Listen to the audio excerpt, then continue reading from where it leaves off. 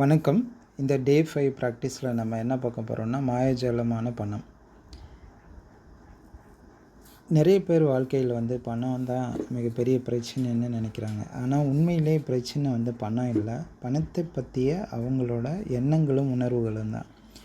சில பேர் இப்படி சொல்லிகிட்டே இருப்பாங்க பாருங்கள், எவ்வளோ சம்பாதிச்சாலும் கையில் தங்கவே மாட்டேங்குது, எனக்கு மட்டும் ஏன் இந்த பண கஷ்டம் வருது, பணம் வந்தாலே செலவு வந்துடுது, அந்த மாதிரி பணத்தை பற்றி நிறைய நெகட்டிவாக சொல்லிகிட்டே இருப்பாங்க. நம்ம வாழ்க்கையில் பணம் பற்றாக்குறையாக இருக்குது, போதாமல் இருக்குது, கடன் இருக்குது, இஎம்ஐ இருக்குது, செலவுகள் ரொம்ப அதிகமாக இருக்குது, வருமானம் குறைவாக இருக்குது. இந்த மாதிரி நிறைய எதிர்மறையான எண்ணங்களை தான் திரும்ப திரும்ப நம்ம பேசிக்கிட்டே இருக்கோம். ஆனால் ஒரு முக்கியமான விஷயத்தை மறந்துடுறோம். அதாவது நம்ம வாழ்க்கையில் ஏற்கனவே வந்த எல்லா பணத்துக்கும் நம்ம நன்றி சொல்லியிருக்கோமா அப்படின்னு பார்த்தா ரொம்ப கம்மியாக தான் சொல்லியிருப்பாங்க. சின்ன வயசில் நீங்கள் படிக்கிறதுக்கு ஸ்கூல் ஃபீஸ் எப்படி வந்தது, காலேஜுக்கு நீங்கள் படிக்கிறதுக்கு ஃபீஸ் எப்படி வந்தது, இப்போ நீங்கள் சாப்பிட்ற சாப்பாடு இது வரைக்கும் சாப்பிட்ட சாப்பாட்டுக்கு பணம் எப்படி வந்தது, நம்ம போட்டுக்கிற நல்ல ட்ரெஸ்ஸு, நம்ம பயன்படுத்திகிட்டு இருக்கிற லேப்டாப்பு, செல்ஃபோன், நம்ம இருக்கிற வீடு, நம்ம இது வரைக்கும் செலவு பண்ண மெடிசின்ஸு, இந்த மாதிரி எல்லாத்தையும் எடுத்துக்கிட்டோம்னா எல்லாத்துக்குமே பணம் தான் முக்கியமான ஒரு இதாக இருந்திருக்கும். நம்ம வாங்குகிற car, luxury life, international tour போகிறது, ஜாலியாக வெளியில் ரெஃப்ரெஷ்மெண்ட்டுக்காக ஹோட்டல் போகிறது, எல்லாத்துக்குமே பணம் நம்ம டே டு டே லைஃப்பில் ரொம்ப முக்கியம். அந்த பணம் எங்கேருந்து நம்ம வாழ்க்கையில் வந்திருக்குன்னு யோசித்து பார்த்துருக்கீங்களா? நம்ம வாழ்க்கையில் இது வரைக்கும் ஒவ்வொரு ரூபாய்க்கும் நம்ம வாழ்க்கையை கொஞ்சம் கொஞ்சமாக முன்னேற்றிருக்கு. இப்போ நம்ம பர் மந்த் 30,000 ஒருத்தவங்க சம்பாதிக்கிறாங்க அப்படின்னா 15 இயர்ஸ் ஒர்க் பண்ணியிருக்காங்கன்னா 50 lakhs அவங்க கையில் போயிருக்கு. அப்போ அந்த 50 லட்ச ரூபா அவங்க வாழ்க்கையில் போனது, ஒவ்வொரு ரூபாவும் அவங்க வாழ்க்கையில் முன்னேற்றிருக்கு. இப்போ ஸ்கூல் ஃபீஸ் கட்டியிருக்காங்க, காலேஜுக்கு ஃபீஸ் கட்டியிருக்காங்கன்னா அது மூலிமா அவங்க நாலேஜை வளர்த்துருக்காங்க. அந்த மாதிரி நம்ம வாழ்க்கையில் இது வரைக்கும் ஒவ்வொரு பணத்துக்கும் நம்ம நன்றி சொன்னதே கிடையாது. ஆனால் நம்ம என்ன சொல்கிறோம், பணம் குறைவாக இருக்குது, அந்த பணம் நமக்கு எப்போ கஷ்டம் வந்ததோ அதை மட்டும் நம்ம மறக்காமல் வச்சுருப்போம். ஆனால் பணத்தினால நம்ம அனுபவித்த சந்தோஷங்கள் எல்லாமே அவ்வளோ ஈஸியாக நம்ம ரீகால் பண்ணவே மாட்டோம். இந்த உலகத்தில் பணத்தை வெறுக்கிறவங்க யாருமே கிடையாது, எல்லாருமே பணத்தை நேசிக்கிறவங்க தான். பணத்தை பார்த்து பயப்படுறவங்க அதிகமாக பணம் சம்பாதிக்க முடியாது. இந்த பணத்தை வெறுக்கிறவங்களும் அதிகமாக பணம் சம்பாதிக்க முடியாது. பணத்தை அதிகமாக நேசிக்கிறவங்க, மதிக்கிறவங்க, பணத்தை நன்றியோடு ஏற்றுக்கிறவங்க, இவங்க தான் ரொம்ப பணத்தை ரொம்ப அதிகமாக ஈர்ப்பாங்க, பணத்தை ரொம்ப அதிகமாக சம்பாதிப்பாங்க. ஒரு விஷயத்தை நீங்கள் யோசிச்சு பாருங்கள். ஒரு நண்பருக்கு நீங்கள் உதவி செஞ்சீங்கன்னா அவர் உங்களுக்கு நன்றி சொல்லவே இல்லைன்னா உங்களுக்கு எப்படி இருக்கும்? என்ன இப்படி இவனுக்கு இப்படி நாம் உதவி பண்ணோம், ஆனால் அவன் ஒரு தேங்க்ஸ் கூட சொல்லாமல் போயிட்டான் அப்படின்னு உங்களுக்கு கடுப்பாக இருக்கும்ல. அதே மாதிரி தான் பணம் நமக்கு எவ்வளவோ சந்தோஷத்தை கொடுத்துருக்கு. பணம் இருக்கிறதுனால தான் நம்ம இப்போ நல்லா சாப்பிட்றோம், நல்ல வீடு, நல்ல லக்ஸுரி லைஃப் இருக்கும். ஆனால் அந்த பணத்துக்கு நன்றி சொல்லலைன்னா அந்த பணம் நம்மக்கிட்ட அந்த பணம் எப்படி நம்மக்கிட்ட இருக்கும்போது யோசிக்கும். ஸோ பணன்றது ஒரு ஆற்றல். அந்த ஆற்றலை நம்ம மதிக்க கற்றுக்கணும். அது ஒரு எனர்ஜி, அது ஒரு சக்தி. அது இன்னும் அதிகமாக வேணும் அப்படின்னா அந்த ஆற்றலை நம்ம அதிகமாக ரெஸ்பெக்ட் பண்ணணும். அப்போ தான் அது அதிகமாக பெருகும். இது பணன்றது வெறும் காகிதம் மட்டும் கிடையாது, வெறும் பேப்பர் மட்டும் கிடையாது. அது ஒரு மிகப்பெரிய எனர்ஜி.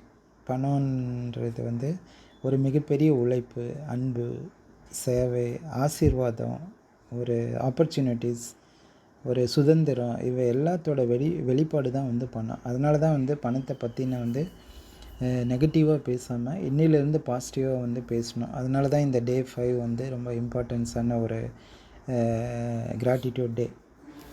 இப்போ ஐயோ பணம் போயிடுச்சு, ஐயோ பணம் நல்ல விஷயத்தை கொடுக்கல, என்கிட்ட பணம் வந்தாவே செலவாகிறது, இந்த மாதிரி நம்ம பணம் செலவு பண்ணும்போது யோசிக்காமல், இப்போ ஒரு டீ குடிக்கிறோம் அப்படின்னா அந்த டீ குடிக்கிறது 15 ருபீஸ் கொடுத்து டீ குடிக்கிறோம் அப்படின்னா அதுக்கு பின்னாடி எவ்வளோ பேர் இருக்காங்க, எவ்வளோ பேரோட உழைப்பு இருக்குது. ஒரு டீ அந்த டீ கார்டன் ஓனர்ஸ் இருப்பாங்க. அதில் எவ்வளோ பேர் ஒர்க் பண்ணியிருப்பாங்க. அந்த டீ இலைய பறிச்சிருப்பாங்க. அந்த டீ இலைய பறிக்கும்போது யாருக்காவது வந்து ஏதாவது அசம்பாவிதம் நடந்திருக்கலாம். ஏன்னா வந்து நம்ம நிறைய நியூஸில் பார்க்குறோம்ல. இப்போ நீலகிரி, ஊட்டிலாம் வந்து தேயிலை தோட்டத்தில் வந்து ஒர்க் பண்ணிகிட்டு இருக்கும்போது புலி வந்து அடிச்சிருச்சு, இறந்துட்டாங்க. அந்த மாதிரி எவ்வளவோ பிரச்சனைக்கு இடையில தான் அந்த அந்த டீயை பறித்து இலைய பறித்து ட்ரை பண்ணுறாங்க. அதை வந்து ஒரு டிரைவர் வந்து டிரான்ஸ்போர்ட் பண்ணி கம்பெனிக்கு கொண்டு போகிறாரு.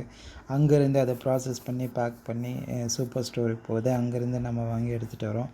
இன்னொரு சைடு வந்து பாலுக்கு வந்து ஒரு விவசாயி வந்து ஒரு நிலத்தையெல்லாம் உழுது அங்கே வந்து புல்லெல்லாம் விதைச்சி அதை அறுவடை பண்ணி மாட்டுக்கு போட்டு அந்த மாட்டுலேருந்து பாலை கறந்து எடுத்து நமக்கு வந்து காலையில் 4 மணிக்கு கறந்து கொண்டு வந்து ஸ்டோருக்கு வந்து கொடுத்து அந்த பால் நம்ம வாங்கி இப்போ ஒரு டீன்னு எடுத்துக்கிட்டோம்னா அடுத்து இன்னொரு சுகர் கேன் விளைவிச்சு ப்ராசஸ் பண்ணி ஸோ ஒரு டீன்னு எடுத்துக்கிட்டோம்னா இதில் எவ்வளோ ஒரு நூற்றுக்கணக்கான மக்களோட உழைப்பு வந்து இன்வால்வ் ஆகிருக்கு. நம்ம 15 ருபீஸ் கொடுத்தா அந்த டீ வருது. இந்த இடத்துல வந்து நம்ம அந்த உழைப்புக்கு ஈக்குவலாக இந்த பணத்தை வந்து கொடுக்குறோம். அப்போ அந்த பணத்துக்கு வந்து எவ்வளோ நன்றி சொல்லணும், எவ்வளோ மக்கள் வந்து அந்த பணத்தினால வந்து வாழ்கிறாங்க. இப்போ நம்ம ஒவ்வொரு டைமும் நம்ம பணத்தை வந்து செலவு பண்ணும்போது அந்த பணத்தினால நம்ம வர பெனிஃபிட்டை வந்து அப்ரிஷியேட் பண்ணணும். இப்போ வந்து மருத்துவ செலவுக்காக பணத்தை செலவு பண்ணுறோம் அப்படின்னா அதனால் நம்ம ஆரோக்கியத்தை வந்து வாங்கியிருக்கோம். நம்மளால் உடல் ஆரோக்கியம் வந்து நல்லா இம்ப்ரூவ் ஆகுது. அதனால் அந்த பணத்துக்கு வந்து அப்ரிஷியேட் பண்ணலாம். இப்போ பணம் செலவாகுதேன்னு வந்து ஒவ்வொரு டைமும் நீங்கள் யோசிக்காமல் அந்த பணத்தை வந்து கொடுக்கறதுனால நமக்கு எவ்வளோ வந்து கெயின் பண்ணியிருக்கோன்றதை நீங்கள் மெயினாக வந்து யோசிக்கணும். அதனால் வந்து செலவு செய்கிற ஒவ்வொரு டைமும் வந்து குறைய சொல்லாமல் நன்றி சொல்ல வந்து ஆரம்பிக்கணும். ஸோ இதே மாதிரி தான் உங்களோட எஜுகேஷனுக்கு நீங்கள் ஸ்பெண்ட் பண்ண பணமாகட்டும், உங்களோட மருத்துவ செலவுக்கு நீங்கள் ஸ்பெண்ட் பண்ண பணமாகட்டும், அல்லது நீங்கள் வந்து டூர் போகிறதுக்காக ஸ்பெண்ட் பண்ண பணமாகட்டும், இல்லது நீங்கள் இது வரைக்கும் உங்கள் அப்பா அம்மாவுக்கு செலவு பண்ண பணமாகட்டும், இது எல்லாத்தையும் கால்குலேட் பண்ணிங்கன்னா க்ரோர்ஸ் கணக்கில் உங்கள்கிட்ட வந்து போயிருக்கோம். உங்கள் மூலயமா மணி டிரான்சாக்ஷன் ஆகிருக்கும். அவ்வளோ பணத்துக்கும் நீங்கள் வந்து நன்றி சொல்லியிருக்கீங்களா? அந்த பணத்தினால வந்த பெனிஃபிட்டுக்கு நீங்கள் நன்றி சொல்லியிருக்கீங்களான்னு பாருங்கள். நம்ம பணத்தில் நம்ம வாழ்க்கையில் வந்த ஒவ்வொரு பணத்துக்கும் நம்ம வந்து நன்றி சொல்லும்போது அது வந்து பல மடங்காக வந்து பெருகும். அந்த நன்றி உணர்வை வந்து எக்ஸ்ப்ரெஸ் பண்ணும்போது அதுக்கு நமக்கு ஈக்குவலான எனர்ஜி வந்து அது கண்டிப்பாக கொடுத்துட்டு தான் போகும். இப்போது உங்கள்கிட்ட ஒரு 10 ருபீஸ் நோட் இருக்குதுன்னு வச்சுக்கோங்க. அந்த நோட்டை வந்து உங்கள் கையில் இருக்கும்போது அந்த நோட்டு வந்து பேசுகிற மாதிரி இமேஜின் பண்ணுங்கள். நான் உன்னோட வாழ்க்கையில் எத்தனையோ தடவை வந்திருக்கேன், உனக்கு அது தெரியுமா? உனக்கு வந்து உணவு வாங்கி கொடுத்துருக்கேன், உனக்கு பிடிச்ச ட்ரெஸ்ஸு பிடிச்ச மெட்டீரியல்ஸ் வாங்கி கொடுத்துருக்கேன், உன்னை படிக்க வச்சுருக்கேன், உன்னை கரெக்டாக சேஃபாக வந்து பாதுகாத்துருக்கேன், உனக்கு மெடிக்கல் தேவையான டேப்லெட்ஸு இதெல்லாம் பண்ணியிருக்கேன், உங்கள் குடும்பத்துக்கு தேவையான மகிழ்ச்சியான டைமுக்கு எல்லாமே நான் தான் தேவையான கருவியாக இருந்திருக்கேன். ஆனால் ஒரு டைமாவது நீங்கள் எனக்கு நன்றி சொல்லியிருக்கீங்களா அப்படின்னு அந்த உங்கள்கிட்ட இருக்கிற ரூபா நோட்டு உங்களை பார்த்து கேட்டால் நீங்கள் என்ன சொல்லுவீங்க? ஸோ இதுக்கப்புறம் வந்து பணம்ன்றது நம்மளுடைய நண்பன். அதை வந்து நல்லா மதிக்க கற்றுக்கணும், அதை நேசிக்க கற்றுக்கணும், அதை வந்து ஆசீர்வதிக்கணும். இன்னிலிருந்து இனிமேல் இந்த பணத்தை பற்றின எதிர்மறையான எண்ணங்களை விட்டுட்டு ஃபுல்லாக வந்து நேர்மறையான எண்ணங்களாக பண்ணணும். பணமே என்கிட்ட இல்லை, என்னால் முடியாது, நான் எப்போவுமே கடன்காரன், எனக்கு அதிர்ஷ்டமே இல்லை, எனக்கு மட்டும்தான் இப்படி நடக்குது, என்னால் இது பண்ண முடியாது, இந்த மாதிரி எந்த நெகட்டிவும் பேசாமல் அதுக்கு பதிலாக வந்து என் வாழ்க்கையில் பணம் தொடர்ந்து வந்துக்கிட்டு இருக்கு. நான் பெற்ற எல்லா பணத்துக்கும் நன்றி. பணம் எனக்கு சுதந்திரத்தையும் மகிழ்ச்சியும் கொடுத்துக்கிட்டு இருக்கு. என்னோடய வாழ்க்கையில் இன்னும் அதிகமான வளம் வந்துக்கிட்டே இருக்குது. அந்த மாதிரி பாசிட்டிவாக நீங்கள் சொல்லும் போது உங்களுக்கு வந்து நிறையா பாசிட்டிவ் திங்ஸ் வந்து நடக்க ஆரம்பிக்கும். இது பணம் வந்து நம்ம நன்றி உணர்வோட ரொம்ப நெருக்கமான தொடர்பு வந்து வச்சுருக்கோம். நம்ம பழங்காலத்துலேருந்தே நிறைய பெரியவங்கள்லாம் பார்த்தோம்னா பணம் வந்து ரிசீவ் பண்ணும்போது கண்ணை தொட்டு கும்பிடுவாங்க. அவ்வளோ ரெஸ்பெக்டாக வந்து நம்ம கல்ச்சரில் வந்து இதுக்கு இம்பார்ட்டன்ஸ் வந்து கொடுத்துருக்காங்க. ஸோ இப்படி நீங்கள் பண்ணும்போது உங்களுடைய மைண்ட் செட் வந்து என்ன ஆகும்னா நெகட்டிவ் ஸ்கார்சிட்டியை நோக்கி போகாமல் பாசிட்டிவ் அபண்டன்ட் மைண்ட் செட்டுக்கு வந்து போக ஆரம்பிக்கும். பணம் பற்றாக்குறைன்ற மனநிலை மாறி அபண்டண்ட்டாக நல்லா வளமாக இருக்கிற மைண்ட் செட்டுக்கு வந்து நீங்கள் போவீங்க. அப்போ அபண்டன்ட் எனர்ஜி வந்து உங்களுக்கு இருக்கும்போது தானாக பணத்தை ஈர்க்கக்கூடிய நிறைய வேலை வாய்ப்புகளை உங்களுக்கு வந்து ஒரு உற்பத்தி பண்ணி கொடுக்கும். உங்கள் பிரெயின் ரெட்டிகுலர் ஆக்டிவேஷன் சிஸ்டம்ஸ் வந்து எப்படி வந்து பணத்தை ஈர்க்கிறது, இன்னும் அதிகமான மணி எனர்ஜி வந்து எப்படி ஈர்த்து கொண்டு வருது அப்படின்ற மாதிரி உங்களுக்கு நிறைய வந்து ஆப்பர்ச்சுனிட்டிஸ் வந்து வரும். ஸோ நீங்கள் இன்றைக்கி வந்து 5th டே இந்த மாயஜால பயிற்சியில் வந்து நம்ம என்ன பண்ணுறோம் அப்படின்னா, ஒரு நல்ல